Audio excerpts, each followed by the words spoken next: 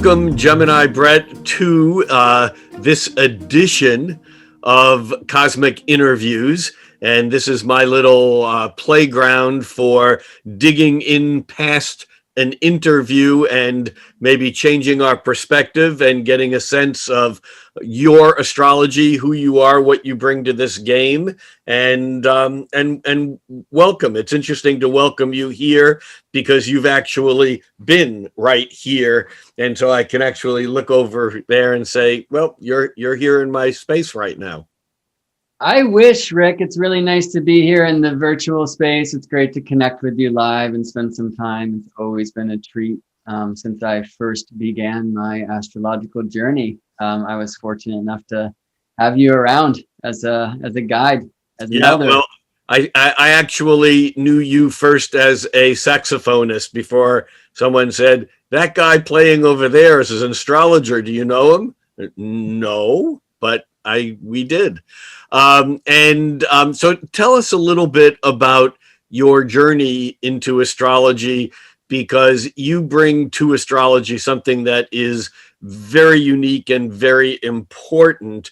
And I totally respect the path that you've entered astrology from, which is different than the path that many others have. Yeah, I mean, I'm best known as being a sky guy and really serving a devotion to help astrologers connect with the living sky and learning to see the sky in the chart and the chart in the sky. And never thought I'd be an astrologer. Didn't really know much about it besides what I learned in science class, which is that it's a bunch of nonsense, right? Archaic superstition and all that. And it's not that I believed my teachers, but that was kind of the thing I was holding until I was forced to take a deeper look much later in life, after a good dark night of the soul had me looking for answers in all the places that, school wasn't providing and all that. So actually it was first the tarot for me, which my sister turned me on to. And I saw some astrological symbolism there. But basically, I look back at my life and all things were leading here. I literally wanted to be an astronaut when I was a kid. Like, that was the thing, until I saw The Right Stuff. And I realized I had to be like a military pilot to be an astronaut. So that was out. And then I wanted to be a star. I chased my saxophone around the country and the world for a few years as a professional musician. And then I wanted to send people out to space. I went to University of Washington and started in the aeronautical engineering department, but then ended up transferring to mechanical, not only because it offered a better chance to get a job, but I found that most of the aeronautical things meant that you were going to work for companies that build bombs, right? So the military kind of kept chasing me away from space. But when finally astrology landed, and it really did in 2012 for me, I was in my second nodal return. There was a total solar eclipse 6 arc minutes from my node a couple of days before I had my first ever astrology reading. And then I was heading down to Peru for the beginning of the end of the beginning of the world again, on December 21st, 2012, where I was at Machu Picchu. And a couple of weeks before, I had an experience in the jungle there where I thought I was training for a very different kind of healing path, where I had this interesting conversation with Jupiter. And he kind of gave me my marching orders. And straight away, when I got back to the States, having already caught the bug as it is, I engaged with my first formal study at the Shamanic Astrology Mystery School with Daniel Gemario and Kaylin Castell. And that's kind of where I was, I think, when I first met you at a gathering at Sid's place, right? And hey, this is Rick Levine. He's a great astrologer. You should meet him. And I think the first thing I asked you, Rick, was where's a good field where I can do some stargazing around here? I remember that. Remember what your answer was? I'm some Arizona. I don't remember. Yeah, you're like, there's a great place just a little ways down south. It's called Arizona, right? And fortunately, I had actually begun my study in Arizona because that's where Daniel was at the time. But also, I really took your advice to heart. And like you, having lived in Seattle, I was there 17 years in there when I really got the sky bug. It was frequent when I had to get out of that low cloud that eats the stars, and I would fly either to Hawaii or to Arizona frequently. And recently, a couple of years ago, I chased love and family and moved down here to the Bay Area of California, where the weather offers a much more consistent vision of the sky. Mhm. But I've been missing traveling this year. I've been thinking about you as well, because I know it's every year in Bali and your, Brighton Bush retreats and a lot of things that you do that probably have not been able to happen. Bali is still closed to outsiders pretty much, as is Thailand, my other getaway spot. And Brighton Bush, as you may know, pretty much burnt to the ground. I mean, they lost they lost all of their cabins, their guest cabins. And so yeah, I got back from Southeast Asia. I was there for about 4 months, and I arrived back in the States a year ago, the end of February, and have not been out of my apartment since. Yeah, and that's not like you. It feels that way anyhow. Yeah, and I really wish I could be there, because there is something in that, something in the air when you sit with an elder. So anyway, for folks out there who are listening, I just want to say, Rick has always been an advocate for my work. Has really helped me, has introduced me to the people that I needed to be introduced to, and gave me just really sound sage advice in little snippets. And I don't have to sell Rick to you, because here we are at his place.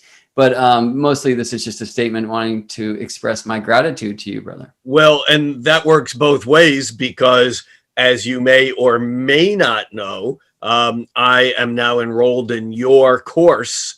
That is Astronomy for Astrologers. And although I am fascinated by the night sky, grew up in a place where I had a childhood that got me out at night for long periods of time, camping and hunting and fishing at night. And I mean, the night sky for me, combined with science, has always been a driving factor. And yet, as an astrologer, like many other astrologers, I find myself separated from the night sky by the throat chakra. Because we astrologers tend to spend our time in the higher 2 or 3 chakras and not have the experience itself.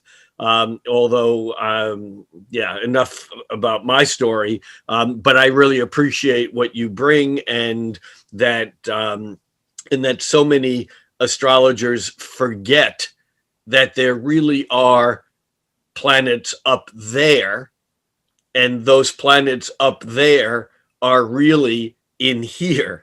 And and it's like sometimes we take what we do as kind of an intellectual distraction, forgetting that there really is a natural astrology. And it's so important, especially in this day and age when we've become so separated from nature as a species, to remember not just our origins, but our real present state of affairs.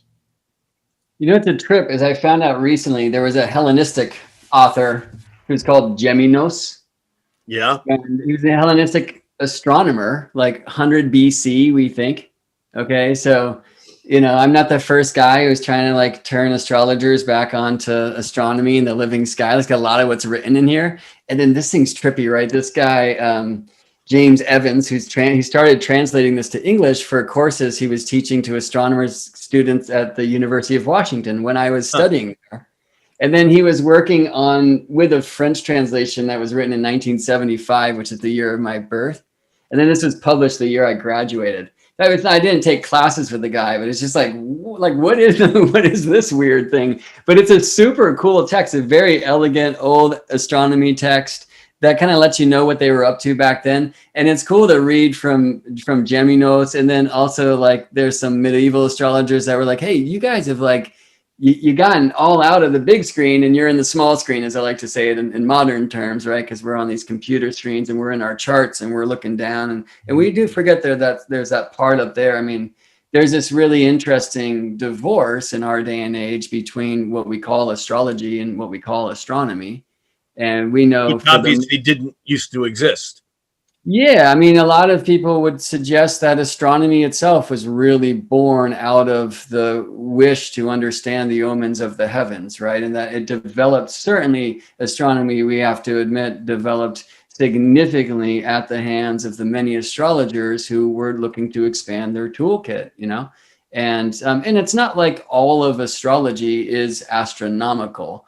There's a part of me that wants to believe that. You know, I didn't, in my backstory, I should share that a lot of what brought me to astrology was plant medicine work when I was really kind of in the deep and needed help. And that's what brought me down to Peru. And in this way, the plants introduced me to the planets.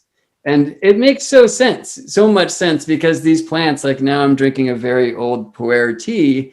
This comes from a tree that's been reaching its branches into the heavens for so long, for hundreds of years, literally. Yum. But therefore, it's also been rooting itself into the earth for that long. And that's, you know, where I'm coming from in my practice is I love learning the language. I love learning the techniques. I'm using a lot of techniques that if they have astronomical backing, it would be hard to track down. I can't find it, that's for sure. And so I don't I want do to, too, and I hate that part of astrology. you know, I didn't say I hate it. It bugs me when I'm using a technique that I can't rationalize, but that's a separate story. well, no, I'm with you. I think it's an important thing, right? And we don't have to rationalize it, but we might want to try, and that's not wrong to. You know, I was outside last night and I saw Mars with Aldebaran, which is my rising star. And so I'm looking at Mars in the sky. I was tripping on how alike the two looked from my back here. I just laid down and just observed that. And, you know, so I can see in the sky that Mars is crossing my ascendant. And that's a cool, like I can see it in the chart and cast a transit chart, and I can certainly see that. But to see it in the sky, it's just more real. Yeah. But transits in that way are so real. Like I could actually point my finger to like an actual thing that's at an actual place in space that happened to be rising in the Northeast when I was born, right? But once you get to profections and solar arc directions or some of these old Hellenistic Secondary techniques, progressions.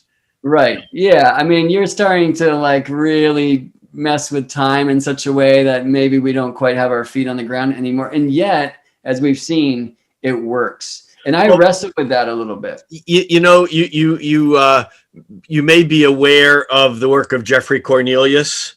Oh, for sure. Yeah, Moments and in astrology, right? Or and case. the moment of astrology makes the case, I think, better than anywhere I've ever seen. That basically says with all of our calculations, logarithms, solutions of spherical triangles, computers, ephemeruses, tables of houses, we're really just separating yarrow sticks. You know, Right on. it's just a fancier male orientation of the illusion of having, you know, the control, whereas in fact, and I've, as you know from my work, I love the scientific connection of astrology, you know, to the, you know, scientific cosmology. But I think that when it comes right down to it, I do know why astrology works. It's magic.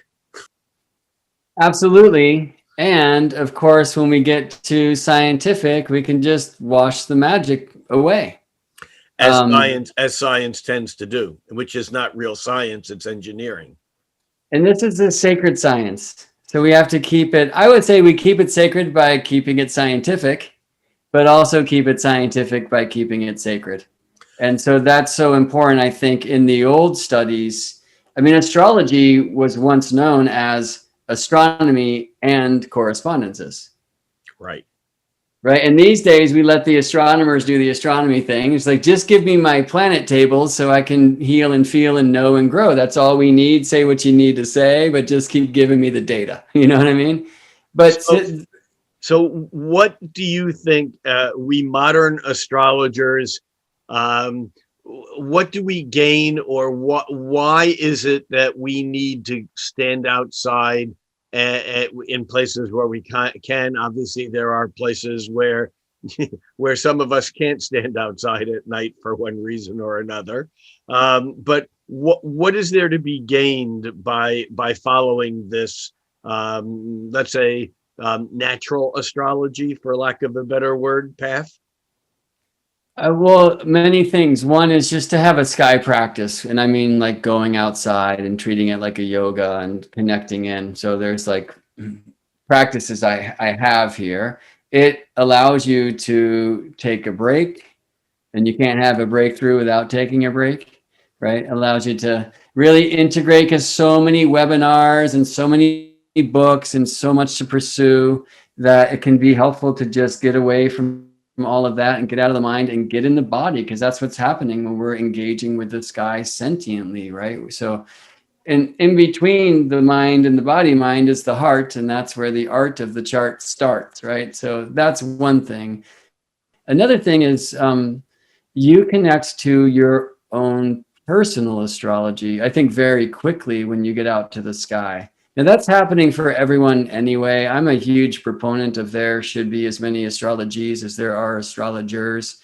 I think we each bring our own voice, our own gift, regardless of who we study with, and that's a very important thing. But these transmissions that we receive when engaged with the sky, they just come in quickly, and they're usually like, oh yeah. And I think what's really important, I'd like to say astrology is so much more than some symbolic language alone. It is the poetic breath of nature. And we've been reading these poems since day one. So there's some things where it's hard to like understand the motions in the chart and whatnot. But when you go out the sky, it's like, oh, right, I've seen the sun move through the sky during the day. I've seen that the sun sets in a different place on that mountain over there throughout the course of the year, and like wondered why. And so then we start asking these questions like, oh, why did they call them straight and crooked signs? And the sky will teach you. If you just go out and bring offerings to Venus, and ask for blessings, then at some point Venus introduces you to Mercury. And then the trickster shows you that the rules we use, there's more exceptions to them than otherwise. And so I've gravitated more and more towards classical astrology as I've kind of progressed in my study, because they had such a visual experience kind of, there. And so, as we're recording, Venus is behind the sun. I miss her. And it's not just something on a chart for me. It's an experience with these beings, or these representatives of beings. I don't know. And so I think when we, most importantly, kind of renature our astrology by remembering how to see the sky in the chart, and the chart in the sky, we will remember the roots of these rules that we learn to use, and the proofs of these equations, and they become personal.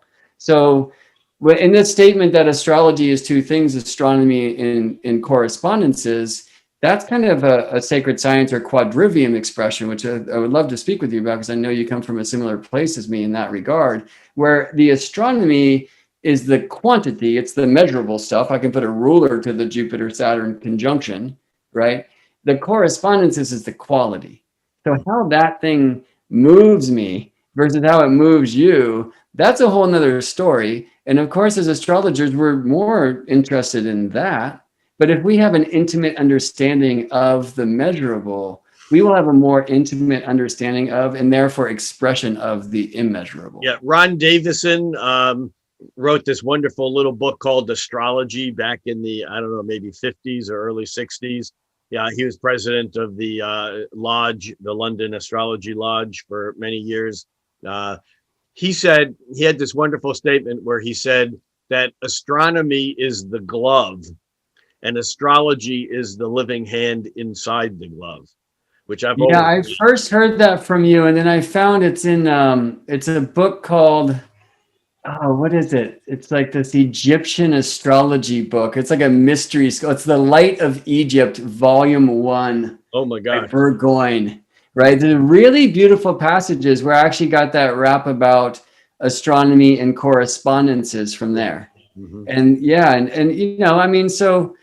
And I would take it further. If astronomy is the glove and astrology is the living hand, well, it's cold out night without gloves. And what would Neil Armstrong do on the moon without him? And what about Michael Jackson, right? There's soul in the glove, baby. So if astrology is correspondences, which I totally agree with, I think that that the thing that makes astrology, the thing that makes astrology so connected to the astrologer, as you said, there are as many astrologies as astrologers, is the fact that as human beings, we all have different experiences to correspond to the science, to the knowledge. And so where I'm going with this is I'm asking you, or I'm particularly interested in the relationship, or let me say the correspondence between Brett Joseph, the musician, and Gemini Brett, the cosmic musician magician. What's the music? What's the musical connection for you? I'm assuming there is one. You've lost your sound if you're playing. You know what's trippy is that keeps happening. So the mic, let's try something bigger. Does this yeah. Does that show up or no? Yeah. So I'm just making some noise there to actually prove a point. So on one level, I should just say from a personal place, me as a touring musician for a long time was great. I was kind of living that dream. I was also living a nightmare because I was playing with genius musicians, which sounds like dream, but I couldn't keep up. And it wasn't me just telling myself that, like I couldn't keep up with them. And I wasn't disciplined enough to be, and frankly, it's just not my genius. It's something I love and I can play well. But it's like, I was playing with cats where that was their genius, and they're all playing in huge bands. I mean, the drummer is like the drummer in the Grateful Dead now, like they're really great musicians. And I had a great honor and privilege of growing up with those guys and playing music with those guys. But at the end, when we were about to break up, I was really struggling with my confidence and trying to pursue in the other realms of sex, drug, and rock and roll to make up for it. And that obviously just creates a hole where the heart should be, But also I was asking this question of, oh, wait, what am I genius at? And so it's cool. Like when I was playing saxophone, I would really get into my shell if there was a great saxophonist in the room. And for me now, like if I'm presenting astrology and Rick Levine's there, like I actually blossom and I want to show what I can do. Yeah. Which means I've found my way to my thing. Yeah.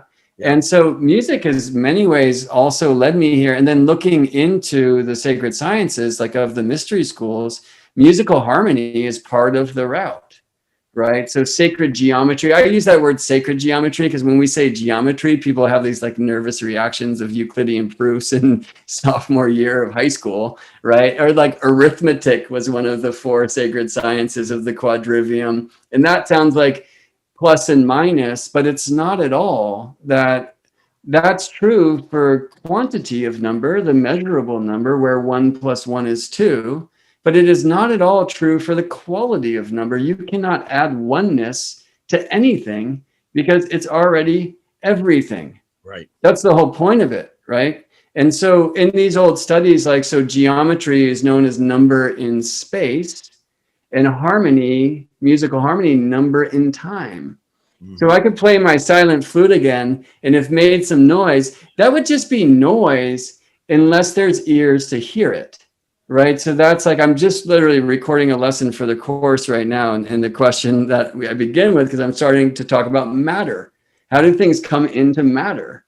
And so I'm going through some number play, right? Which is the way I asked that question. And this has been for me, one of the driving questions in my astrological quest since teen years. And that is, how does meta become physical? Yeah, well, tell me how it is, Rick. Oh, you know how it is. It's through vibration, which creates form, which is sacred geometry. That's what it is. Thoughts have shape. Yeah, and there's a lot in this idea of the circle of spirit and the crescent of soul. And what Hermes says in the Emerald Tablets, I'm very interested in that idea, right? It's like, well, what is spirit? What is soul? What is a soul? Matter may be easier to see, but that's not a table I'm knocking my hands on, as you well know, right? This is a tricky thing. And these are the questions that, for me, astrology is a vehicle for the philosopher. And you know, the geometer, which is measuring the world and measuring the sky to understand more about the big why. It's a tool for the philosopher, but it's also a tool for the pragmatist who does measure the table, because although the table doesn't really exist in that form, it's the interference patterns from the nodal interference of the high frequency electromagnetic vibrations. And ultimately, I would call myself a Pythagorean, because he was the dude that was A, a musician, and B, said everything is vibration, and C, he said no vibration arises alone. All vibrations arise in sympathy. And when Pythagoras and Kepler talked about the music of the spheres, they weren't talking about some metaphorical extrapolation. They were talking about low frequency hums that, instead of being 440 cycles per second that we hear as the note A, they were hearing notes that were 13 cycles a year, which we see as the moon, or as 4 cycles a millennium, which we see as Pluto, but they're still music. Yeah, and then relationships in the periodicity of the synodic cycles of Jupiter and Saturn in respect to the silver year of the 12 lunations. And we can actually hear the frequencies of tones that show up as, like, you know, musical scales. And there's so much there. This is also why I love hanging out with you, Rick, right? So, and this was the path in the day. It's, you know, if I had my way, actually, before I was teaching astronomy to students, which was called Number in Time and Space, we would swing the compass some. My life has changed when I started swinging the compass and playing with the rule, right, which are the 2 tools of the geometer. Right. And compasses curve like the earth, and, right? Yeah. I mean, and then straight lines, you know, are for the mind. And straight lines tell me that if I do want to come see you and sit in that library again, I-5. It's the straight line between, you know, the Bay Area and Seattle. It's as straight as you get. It's, you know, the shortest distance. It's the fastest way. And that's the point. That's like the way to go if it's about getting to Rick. But if it's more about the journey than the destination, then I want that curve, and I want the coast, and I want Shasta, and I want, you know what I'm saying? And so really importantly, and I think this goes back to the magic, you know, all things are line and curve. All things are measurable and immeasurable. All things are the science and the art of it, you know, and really art is the bridge between science and spirit. And so I talked about this in last week's program with Amanda on the Cosmic Connection. And that is, the question was, is astrology a science or an art? And I was reminded of a lecture I heard many years ago from this elderly man named Count Arnold Kaiserling, who basically made the claim, and I think it's a valid one, that astrology is the corpus callosum that connects the right brain, left brain, that connects matter, time with space, or, you know, matter with metaphysics, or or science with art. And I think that really does. That's one of the beauties, one of the magical things about astrology, is that it is a map of time, but it is time as measured through space. And so we have that connection between time and space, which a lot of people don't get. Now, one other thing I just wanted to mention as you were talking, you know, as you know, although I've never been a paid performer musically, I have a very deep musical background. Well, you're a great flute player, Rick. I love playing the flute. You are a musician. But, you know, I mean, I grew up playing a number of instruments, you know, through high school orchestra and marching band and so on. And I have the music in me. And to me, that music is really what informs my astrology, because to me, astrology, it's like we're dancing to a music that we don't hear with our ears, but we're getting the vibration, and that's the non-magical but unmeasurable part of astrology. It's like, how do you measure a frequency that has one beat every 243 years? You know, you go, okay, beat, all right, let's wait 200, because the way we measure music is by the repetitive frequency. And when you're talking about, 45 beats a minute in keeping some sort of rhythm, or whether you're hearing a note, that is, 8 or 900 cycles a second, the ear hears that and we convert it to music. But the planets are music. They're just too low frequency for us to hear with our ears. Right. And yet there are harmonies that resonate with it. Right. And so absolutely. I think a very important part of the musical model, which is really well proven, I learned this thing kind of crash course. I took a bunch of folks down to Arizona to experience the first of that tetrad of the blood moons, the lunar eclipses from 2014 to 2015. So we're down there in April. And I was just tripping on why the eclipse in my chart didn't agree with the time that it was happening and what the astronomers were saying, and also in my sky. And that's when I learned that we measure the placement of the moon and all planets in the signs, not from the surface of the earth where we're watching this thing, but from the center of Earth. Yeah. And at first it was like, oh my gosh, we're so wrong. And then it was like, oh my gosh, we're so right. Because that's the one place, of course, where we are all connected in space and time at the heart of Earth. And what I'm proving in my work, and what I'm really excited to teach in this course, is that while many tropical astrologers, say that the tropical zodiac is a seasonal affair, and it is, but we also have to face the seasonal opposition between the hemispheres. What I have shown is, like so many ancient wisdom traditions, it is a directional device. And the directions are measured from the heart of Earth and defined by her spine, the spin axis. Yeah. Which defines north and south. And therefore, there is actually an east and west. And the tropical zodiac is just entirely Earth astronomy. But to get back to the musical metaphor, what I love about it so much is like, okay, it's truly as above, so below. Like these things in our sky up there, out there, above, we are measuring from the heart down there, below, inside. And so it's like that celestial symphonies resonating in the heart of Earth, and then she broadcasts it to all of her earthlings simultaneously, right? And so we can kind of tune into that space to receive these long periods, these long waves, and then there's going to be resonance and harmonies. And for me, actually, I think one of the reasons, I don't see it happening in my lifetime, but let me just say a couple of other things to answer your question earlier about why should astrologers study astronomy. One, so we just get our ground back beneath our feet. But we will be preserving an astronomy that the modern day astronomers are literally losing. Yeah. Either ignoring to attack astrologers, which seems sometimes to be the case, or just because they are focused on some tiny piece of space far, far away and long ago through these giant telescopes. Sacred astronomy is old school. The lenses are your eyeballs. This is about back on the grass, opening your gaze, seeing it all, celebrating the marriage of heaven and earth, and really connecting to this earth astronomy that's literally kind of being lost in modern science because, like, for example, the astronomers of our day and age, they're not measuring from the ecliptic anymore like we used to. Now they're measuring from the equator.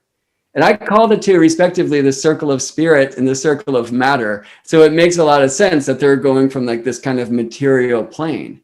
But I think it's really up to the astrologers today to remember and then keep that flame alive of what this tropical astronomy is. It's so beautiful and elegant and frankly kind of simple, but none of us learn it. But the most important thing I would say, and this is what I mean, maybe not in my lifetime, I am convinced if we can sort out the why, like the physical why, astrology works, and we know it does because we know it does, then I think we will actually connect to the same energetic source that I believe the pyramid builders were utilizing for a very free and real harmonic energy of Earth's vibration and experience of the planetary vibrations. I think that there's something at the center of the Earth that if we can find resonance with, we can actually, have all the clean power possible. Yeah, I agree with that. When you were talking, I was reminded of Grant Louis, who wrote, "I believe in astrology for the same reason I believe in the intoxicating effects of alcohol. It works." That's awesome. It works. Right. shifting. But maybe he's just getting drunk because he believes he will if he drinks that stuff. So shifting gears here for a moment. Your client work, when you're looking at a client chart, let's say you're doing a chart of a client that you don't get the opportunity to bring outside. Someone comes to you for a reading. What's your approach? What tools do you use? What's your favorite go-to stuff?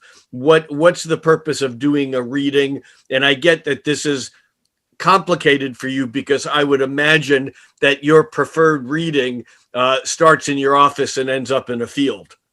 Well, it did, and it used to be when I sat with people at my tea table in Seattle and the sky allowed, we would go outside, I would point to a thing. And now almost all of my client work is through Zoom video. And it's been that way since before the lockdowns because I moved and, don't have community locally and my work just started expanding and I'm connecting to people internationally, which you know so well. There's still like, hey, you should wake up before the sun tomorrow morning and go drink some of that Geometer. It's going to be really good for you. No expectations, just receive that light. So, those things are still happening. But yeah, I start with the chart for sure. I'm very ascendant focused. And I've gotten kind of Hellenistic in this idea that the steersman of the chart is the helmsman, the navigator. Which I'm a huge fan of because, people, there's this old word for the ascendant, which was horoscopos, right? Mm-hmm. Which is describing the hour marker, the ascendant in time. But there's another word that describes the ascendant in space, and it's oiox or iakos. And some moderns translate that to helm, and you'll see images of the steering wheel, but that's not how you steered the ship back then. You had the rudder and the tiller. And the truth is, every day, just as the sun every year will set in a different place on the western horizon, every day the ascendant-descendant axis rudders against the cardinal directions. I'm born with Gemini rising. It's not east. It's literally 30 degrees north of east, right? And so we all have this direction. And then that actually, Shamanic Astrology Mystery School, where, as I said before, I got my start, they're very focused on the ascendant in a similar way that evolutionary astrologers tuned into the North Lunar Node, that it's kind of what we're learning, it's where we're going. Mm-hmm. And that's how I learned astrology. So it wasn't until I got to conferences where I was like, wait, this isn't what everybody's doing. And I had seen enough by then to know that it wasn't wrong. And I wasn't doubting other people's way to play. There's many ways to pet the cosmic cat. But it was like, why is this right then? And that brought me back into ancient astrology, where there's so much of a focus on that steersman and on the rudder. Now, Shamanic astrology doesn't do dispositorship. They don't do rulerships. So that really kind of reinvented my approach as I got back to classical astrology and this whole idea that because I'm Gemini rising, Mercury is my steersman. And so that steersman in the fifth, right? So anyway, you can hear that I start very astrologically. I need to interrupt you because as you know, we share the fact that we are both Gemini rising. Mm-hmm.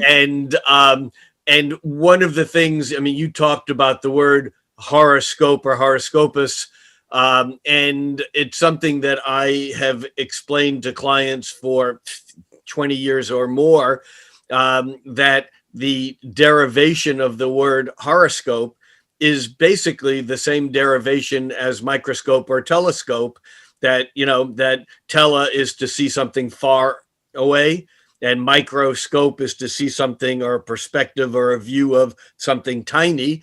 And that the word horoscope is really just the view of the hour, which is the hour marker, which is what we moderners call the ascendant.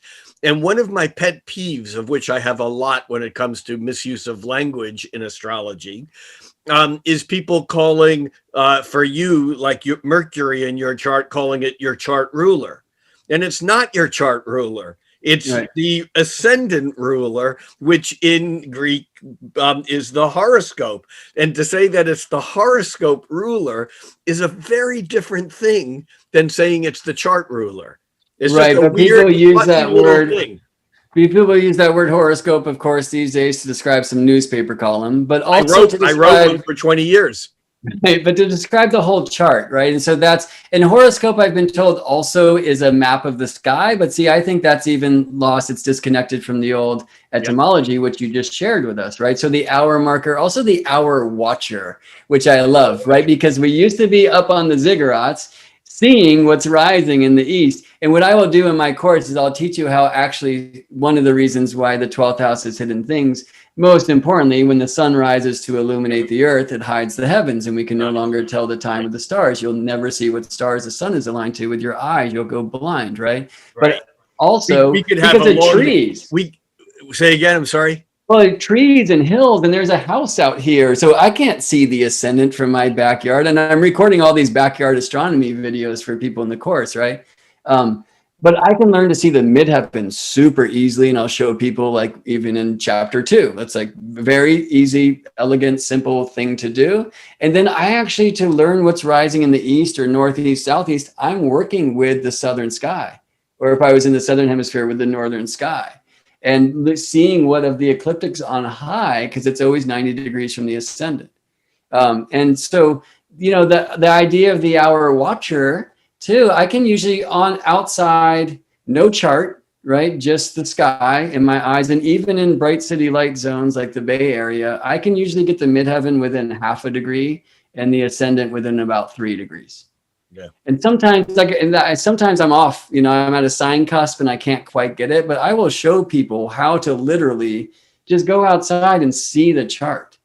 And then it's so cool too. Like, I woke up in the middle of the morning and I was like, why? But I know I've got to go outside or else I'm not going to get back to sleep. And I haven't been tracking the charts. Sometimes I do diligently, but right now I'm teaching sacred astronomy. So I get outside and I look at the moon. It's like, oh, moon's on my sun, right? Because that I know exactly where the sun was in the heavens when I was born.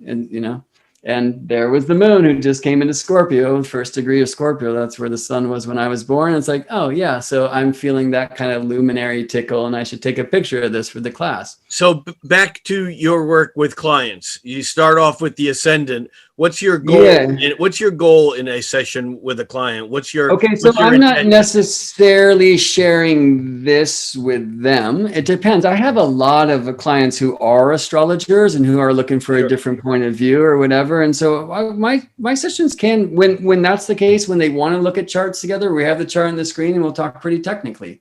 Yeah. If it's just somebody asking me, should they leave this job, where you go, yes, and let's prove that astrologically, right? But then I'm not necessarily all in the chart, and I can be a terrestrial translator for the celestial conversation, right? But when I'm in the chart, my first question always is, why has spirit reflected itself in this unique way? What is this soul? What is their mission? What are they here to do? What are the gifts they're here to share? And even if they're asking me, should I, invest in the stock or whatever, my fundamental question is, who is this unique reflection of spirit, of the one and only thing? And whether I'm sharing that or not, that's how I need to tune into the song of somebody's chart, right? And of course, I'm projecting a lot of my own paradigm onto it. I've completely changed also, like in lineage, from where I learned in Shamanic Astrology Mystery School. I was staring at the moon one night and it was just like, that's sunlight. And just like Diana delivered Apollo's birth, moon's goal is soul to reflect spirit to earth. You see? And so I'm really focused on that phase of the moon and the archetypes of, like, what does it mean right now as we're recording this, that we have a Scorpio moon reflecting Aries light. And so I can see that in phase, but also, energetically, how does Scorpio deliver Aries energy to earth? You see what I mean? It's Mars. And by the way, if I say Aries, it's Mars all the way down. Right. If I say Aries, I should also say happy birthday or solar return, because we're in that time of the year, right? But yeah, and it's Mars all the way down if you ask the old astrology and you're hip to this idea of dispositorship. And I have very much become that, because I see so much sky in these old rules, and I'm really after what is the fabric of this thing. Now, when I'm with a client for a while, I mean, sometimes we're just doing the deep soul work, and the drum will come out as much as the chart does, you know.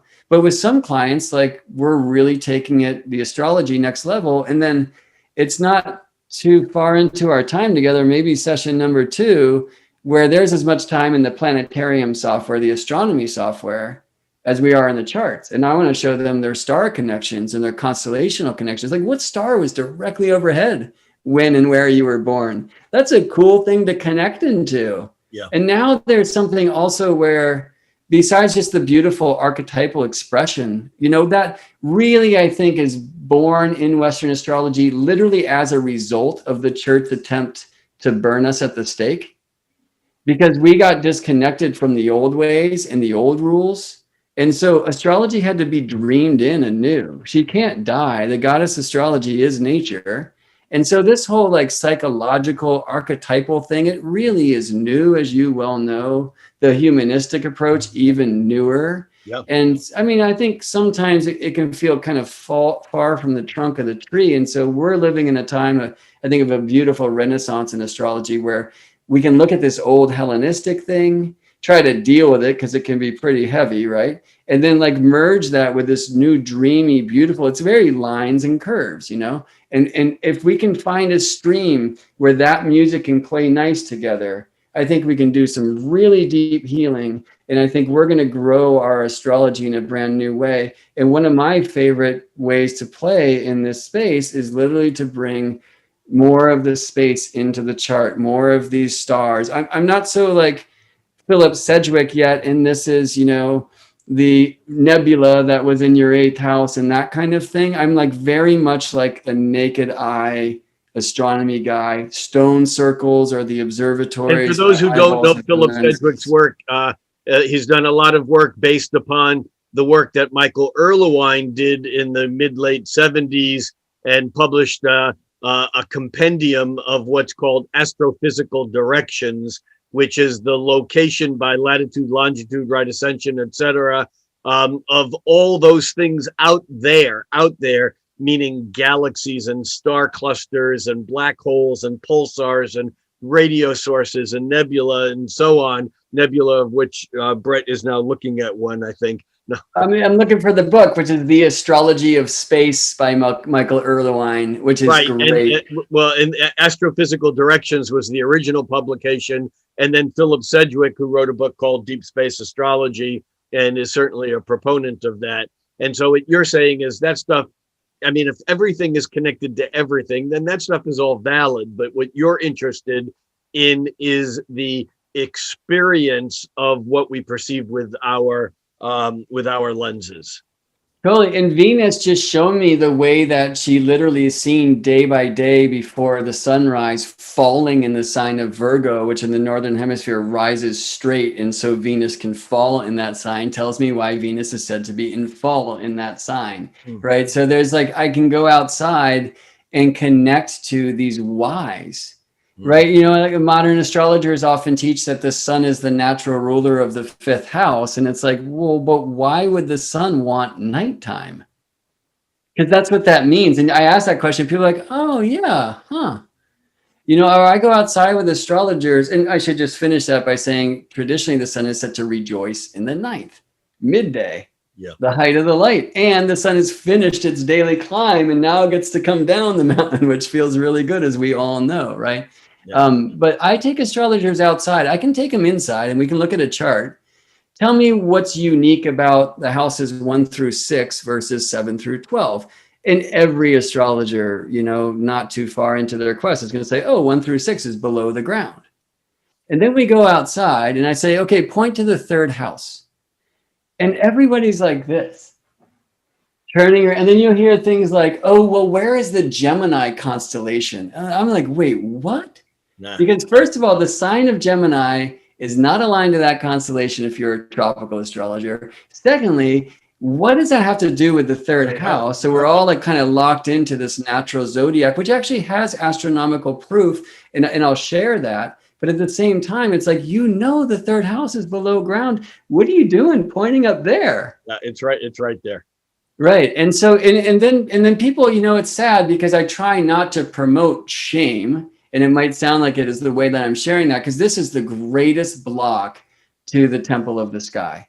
We have this guilt. Oh, I should really know this thing. How can I be an astrologer if I don't even know the constellations or know which one of those lights is Mars or which one's a star? And we have been programmed in our educational system to kind of shame ourselves and just memorize and regurgitate, and you should know it all.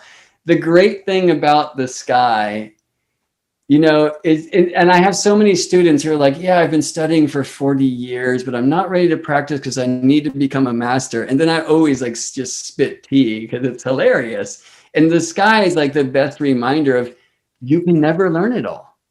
You go outside and you look up and there are so many lights, and like the way that you enter that space is through this like giggle of, oh my gosh, it is overwhelming. It is this wonder. It's this awe, and nothing blocks that like fear or guilt or shame.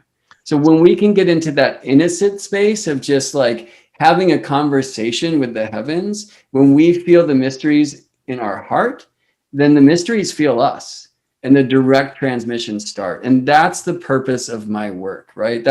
I want to show people, yes, some of the scientific stuff, like how does the ecliptic address the equator and why does that make the tropical zodiac what it is? But most importantly, like I'm just starting this lesson literally that I'm recording just before we got on. If a tree falls in the woods and nobody's around to hear it, does it make a sound? And why use that word around? These are important things. So really importantly, my Sacred Astronomy for Astrologers course, it's not just science guy, measurable telescope stuff. This is feet on the ground, preferably in the wet soil, and engaging as a living vow of the marriage of heaven and earth. Let me interrupt you because you referred to this course a couple of times.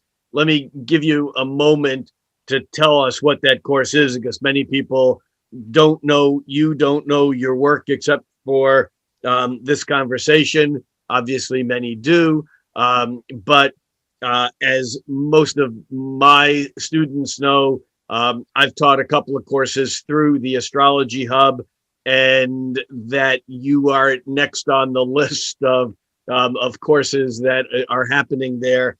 And if you could tell us a bit about that, that would be great, and where people could go. I will put the link. I always know I'm pointing in the wrong direction because it's mirror image, but I will put a link that you'll give us, and I will put it right there so people can find you. Go. You just have to do this one, Rick, because one of your hands will always end up where it is. So you can go to geminibrett.com/courses. And then regardless of when you hear this interview, you will be led to where the course is currently hosted. I created a lot of this curriculum originally for a course that I just taught independently, and then for the Organization for Professional Astrology, or Oprah, who I'm very honored has contracted me to create the curriculum for the astronomy portion of their certification program, which you should check out if you're an astrologer. The way that Oprah does it is amazing. Rick's done a lot of work for them too. I've been involved with Oprah for since before it was a separate organization, when it was a special interest group from the NCGR. And I mean, she's probably pushing 20 years. And the work they do is fantastic. It's somewhat of a technique agnostic organization, in as much as it's really interested in helping astrologers be more professional, whether they are amateurs or professionals. Yeah, and as Rick could tell you, their certification process isn't actually a bunch of astrological learning as it is with many of the orgs. It's more of a peer-to-peer, watch your peers give readings to another one of your peers, give some advice of what you saw. It's a really amazing and powerful process. They have recently added some study to the curriculum, which is this astronomy for astrologers, counseling skills for astrologers, which, it's another thing where a lot of us counseling astrologers don't study counseling at all. Right. And the counseling skills actually comes to them from ISAR, the International Society for Astrological Research, that has developed this amazing counseling skills program. Yeah. Right. And so my work there, it's not like learning how to calculate the chart angles using books and stuff that you need for like past like NCGR certification or ISAR or whatever. It is this: what if I go outside, how do I see the chart here? What if I look at a chart? How can I see the sky here, right? Yeah. And so it's brilliant. I'll be teaching for Oprah again later in the summer of 2021. But the current course is being hosted by Astrology Hub, where, as Rick said, he's been teaching courses, which are great. And Rick's been doing a podcast with Amanda Pua-Walsher, Astrology Hub, now for about going on a year or something. Yeah. It feels like awesome, right? Cosmic Connections. And I've been recently doing a Tuesday podcast there too called Starrytelling, where it's connecting to the living sky. But I'm really stoked to have this course with Astrology Hub because it's helping me just tune into my original intent, which is the sacred. I recorded the first lesson 3 times, and then I woke up and I saw Jupiter. I opened my eye and I was staring at Jupiter while I was sleeping, right through this window in my bedroom. And Jupiter's like, really? Like, you're going to start all academic like that? And it's like, back to the drawing board, kid. And so I came in here and I have images of circles and crescents. My work, a lot of time goes into creating animations and illustrations, and especially animations because I'm talking about moving things. So I want to show things moving, and then also like literally going outside and creating videos so people can see if they're outside, these are what the stars are. So one of the things that's hard, because when I teach this at retreat, we're out there and I've got the laser pointer, although I don't like to point lasers. But now it's like, check out this video. And you can see my finger pointing to stars, and people can go have their own personal experience. So yeah, it's called Sacred Astronomy for Astrologers. It is a 6-week curriculum. There are 7 lessons every week. Totaling every week's going to be about 2 to 2.5 hours of videos that you either watch at home at your own pace, or we're going to have watch parties every week where we'll just go through all 7 of the lessons for the week and then take a break and then live Q&A for a couple hours. There's a study group involved because I really want to be hands-on with folks, and I want you to be in community and be with one another. And there's all sorts of bonus things, like I just recorded a video yesterday of how to use Stellarium Planetarium software, which is so cool, and it's free. And you put a chart here and you put the astronomy thing here and you go, oh, wow, okay. And look at that star that was rising when I was born. Look at how the bear was standing in the north and stuff like that, right? And so this is level 1 of the curriculum. There will be 42 of these lessons. Each of the short lessons, which are 15 to 25 minutes, is followed by a few quiz questions to help you really integrate the content of that lesson before you enter the next one. Right. And there will be a level 2, also 7 lessons for 6 chapters. So there'll be 84 in total, 12 chapters, 7 lessons each. So we do our 7 signs. One for each year of a Uranus cycle. Exactly. And our 12 signs and our 7, visible lights like that. Good. Although Uranus sometimes visible with the naked eye, I have been initiated. Really? Okay. Yep. Joshua Tree. Yeah. Brett, I appreciate the time that you've taken with us today. It's always great to talk with you. You're one of the few people. It's like we get our 2 Gemini risings together. And it's, I did my best to shut the hell up and let you talk. But it's like you start talking and I want to start interrupting and asking questions and adding things and whatever. And so thank you for taking your time today. And again, the link is, I got it right this time, although intuitively I'm pointing somewhere else. The link is there for Brett's website. And/or you can find it on the Astrology Hub website also these days. And I will see you in space. There it is. I want to mention one more thing, if that's okay, Rick. First of all, thank you for all the amazing things you've done for me, including inviting me here to share with your community. I very much appreciate it. I have a lot of space for you in my heart and in my mind, as I have been well informed. I had a few questions for you today, and I was too busy speaking to ask them. So we're going to have to connect again. And I hope soon it will be on Earth. We know we have a plan to be speaking side by side at the Omega Institute in September. Maybe that will happen. But anyway, I really look forward to being able to give you a hug. I'm actually planning that as a cross-country road trip. Love it. Yeah. Love it, man. So the other thing I want to share is this. I have recently engaged with the piano player from my old band, who is just a genius and beautiful musician. He created a solo piano record for my niece to be born to at home. Oh, wow. And that was like, it's just the right place for these poems of the soul or the songs of the soul that we're creating together. We're also selling these through Astrology Hub right now, which has been great. But basically I work with a birth chart and I create all these kind of symbolic expressions and a bunch of musical harmony. And I send that to Eric and he creates a 12-minute song completely based on your birth chart. And it's this unique, beautiful, and sometimes challenging solo piano exploration. So you can experience your astrology, like not just with the mind and in the intellect, but in the body mind. And that's been my goal. So that one was actually born out of a friend of mine asked me to do a reading for her new child. I had done readings for her twins before. And the girl's name was Melody. And I thought, you know what? I don't want to do a reading for the parents of the child. I want to do a reading for the child. And so Lenny actually delivered this through the harmonies, right?